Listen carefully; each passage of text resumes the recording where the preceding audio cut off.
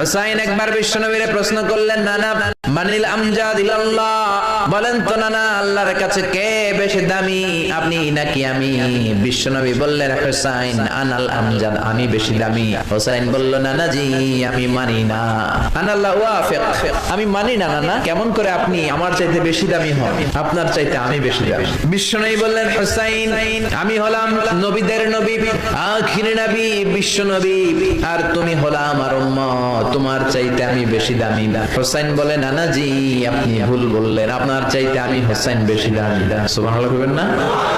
বিষ্ণু বললেন, কাইফা যালিক, কেমন করে এটা?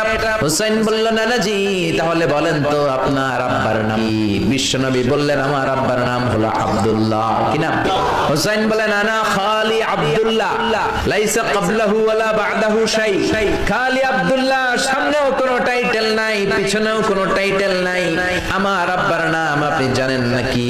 আমার আব্বা হলো শেরে খোদা, দুনিয়ার সব কাফির মুশরিকদের জন্য আল্লাহ আমার আব্বারে বাগ বানিয়ে পাঠিয়েছে। আমার আব্বা সাধারণ কোন মানুষ নয়, বিশ্বনবীর মেয়ের জামাই। আল্লাহু আকবার। আপনার আব্বা আব্দুল্লাহ কি কোন নবীর মেয়ের জামাই নাকি? বলেন, আমার আব্বার নাম হলো আলী কাররামাল্লাহু ওয়াজহা। বিষ্ণু বললেন, তাই তো, আসলে তো তোমার আব্বা বেশি দামি। আবার হোসেন প্রশ্ন করলেন, নানা বলেন তো আপনার আম্মার নাম কি? কি নাম বিশ্বনবীর মায়ের?